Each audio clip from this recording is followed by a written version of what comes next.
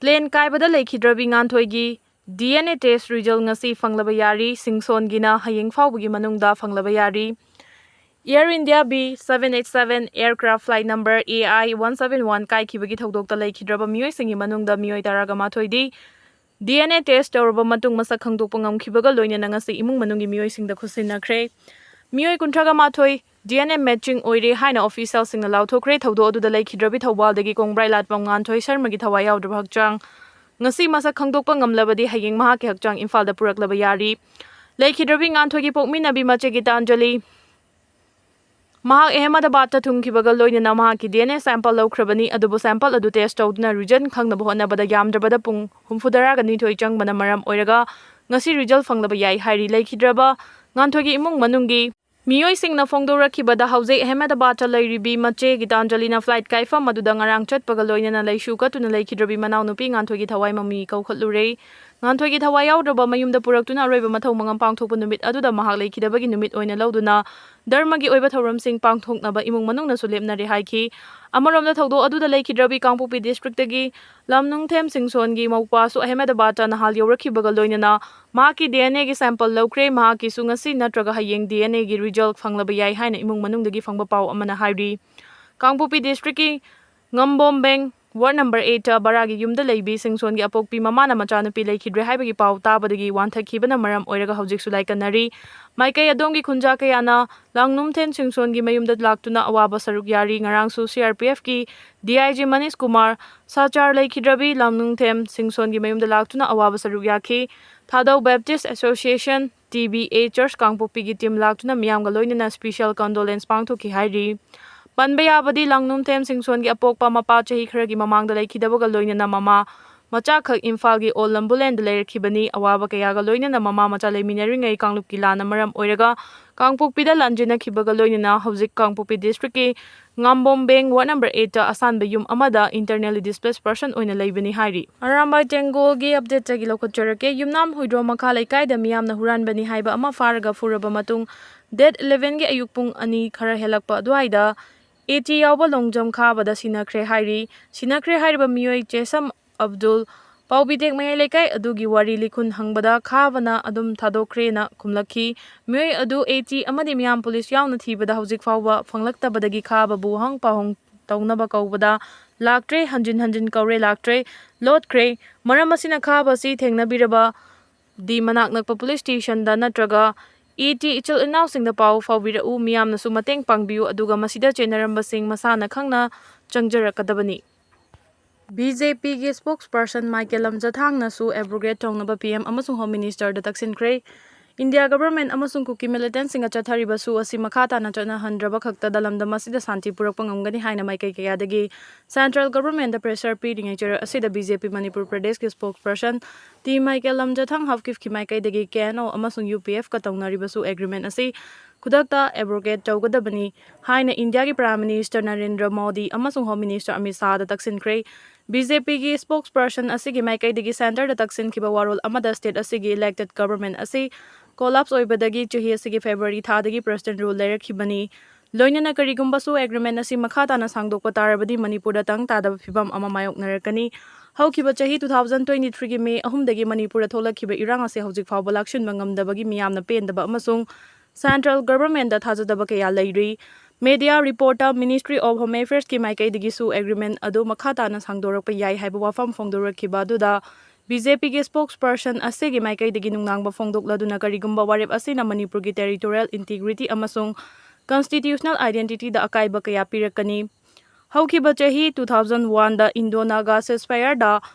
without territorial limit haiba wafam yaukhiba adudagi Great June uprising gi thodok thoktuna naha taraga nipan gi punsi mangkhibani loinana chahi khudingi June taraga nipan asi symbol of resistance o na ningsingduna thoram pangthoktuna lakli. Thodok adu thokhiba chahi kunga mari farakpaga loinana karigumba su agreement ase amuhana sangdokpa tarabadi 2001 da thokhiba thodok adugumna paksanna tangdu laitadaba phibam ama mayoknagani. Civil society group, student union amasung community organization kaya na president rule gi makhada nakal namatagi oiba waref amata laudana bahan dagi hongna kholau kaya lauduna laklibani. Maram aduna Soo agreement asi khudakta abrogate tawgadabani Ministry of Home Affairs ki maikaidagi Soogi ground rules sing chana hanba ngamdabana effective oiba ngamdribadi Manipur ki chingi lamda hingsa tholiba insurgent group sing asi lakshinaba hanba miyeng thamgadabani hairaduna haiba group sing asi militant ama oina treat tawgadabani peace partner ama oina central government na treat tawroidabani haina akanba wafam palli Imphal East Sadu Lampak khulda laiba masagi lawfam da law khoina ba chatpada kuki singna thingba pirakpadagi ungkhatnakhre Ngas ayuk pung tararom tabada Imphal East laitan pokpida laiba maitai lawmi amana masagi tractor puraga Sadu Lampak khulda laiba masagi lawfam da law khoina ba hotnarubada manak nakpada laiba kuki khuldagi lakpa kuki khunja singna ayat apan pirakpadagi chawna ungkhatnakhre Kuki singna naurina kablakpada mitai naha amasu makokta panduna so apan nangle hairi press na phangba pawgi matung inadi laitan pokpidagi mioi aduna masagi lawfam da law khoiba chatpada kuki singna mafam aduda law uba yaroi lawfam adu mioi adugi natte haina ayatpa thingba pirakhi Thaudo aduda nakalanigi marakta ningai sangdanarakpadagi manakta laiba mitai khunja kharasu mafam adu tamna changsilaki thaudo adugi matangda mitai singna masagi lawfam da law unaba changbada kuki singna ayat apan pire haibagi video footage kaya su social media da thagannarakhi Nakalamaramda kuki sing aduna namduna mitay singi lawfam adu paishinaba honabada mitay singi lawfam kaya hujiksu athingba piduna khoiba yahandri ungkhanaba aduna maram oiraga kuki sing adu mafam adudagi handokrabasu lepa laitana narina chingba kapsilatuna attack chatharakhi thaudo aduda mitay mioi ama makokta narina panbadagi asopan nanglei Thaudo adu hena chawthorokpa yabagi fibam laibadagi mafam aduda security force sing changchinuna irang adu laksin khibadagi Housing makha tana pamdaba thodok sing thokpagi paudi leitri thaudo adugi victim oiriba masagi lawkonda tractor da law khoiba changluba lawmi aduna press da phongdorakhibada Nepali amagi lawfam yauna mahaki lawfam adu khoinaba punna makhoi taruk chatpani adubu khul aduga thangnana leiriba kuki khul oiriba songpel hariba kuki khul asidagi mioi kun manga kunthra rom kumtharaklaga athingba du pirakhibani Songpel hariba khul asi 1993 ge kuki naga class manungda nauna tholakhibani khul asida tariba yum asi manga taruk lomtani adubu khul asiga naknana kuki Millitantsing kem leibana khunja singda akiba kaya mayoknari kuki sing asina songpel khulga tainana leiriba mitei gi lawfam kaya amasu makhoina lawsinduna ukhrabani adubu mafam adudagi khara thoklaklaga leiriba mitei gi lawfam kaya ama hojik ubangamdana leiri maitai gi leiriba lawfam sing asi law uba changnaba security force tagi hana ayaba lawribani adubu kuki sing asina kumtharaklaga law uba yaroi haina thingba piriba asida Security Force ki maikai dagi karigumba action amata lawkhatte masina kuki sing asina kahenba thawong kaya chatharakpani mafam adugi upper primary hairiba jaga aduda Central Force ki company ama leiriba asina sumya mapung fana ngaksen mangamde kem adudagi personal mari manga khak laklaga khulasi ngakpanadi effective oide Kuki khulai paiba singna free da tharaga mitei singna tana duna fabasi yaningde madugi mahuta upper primary da leiriba Central Force ki company asi Songpel da ahenba force kharaga loinana thajinduna irang asi laksanaba honabiyu Hojik leiriba fibam asidadi mitei lawmi sing law uba ngambagi fibam leiti haina phongdokhi amaramda hojik mafam aduda security force amasung miyamgi marakta lawmi sing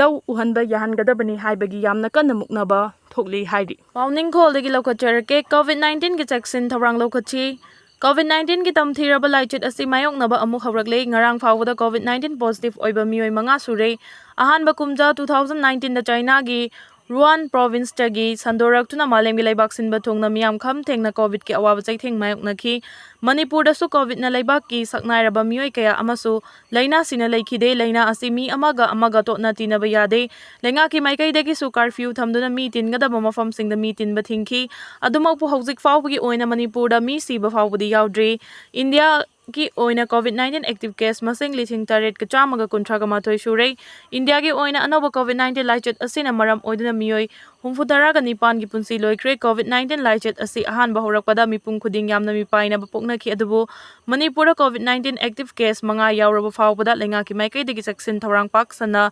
lokhalakpagi mami ita tade laina asina mi sianbak ngambanina yamna cheksinba ama mipung khuding da mathautai COVID-19 pak sana sandorak tringaida haksen Biwakna lokhatfam thokpa thabak sing lokhatpa mathautai nakal amaramda amuk leiba asida hojik kuki na mitai da chatharakpa lansina maram oiduna mioi kaya mayum makai leitaduna relief camp sing da punna leiribani sel thumgi phibam da lansina maram oiduna phibam sokna leiringai cheirak sida amuk COVID-19 gi laichat amuk lakpa horakpa asina Hainingay leitena mipum khuding awa chaitheng ama amuk mayoknarakadoribani. Pak sanna COVID-19 laichat sandoraktringai PR lenga asina section tharang lokhatpada thintagumsi popular lengak leirabadi karino amadi soidana lauthorokpa yai PR lenga asi miyamgi yaifanaba thabak tawbada yamna thintaba hainabi ama leiribasi thadoksi hiramsida miyeng athubada changhanningi.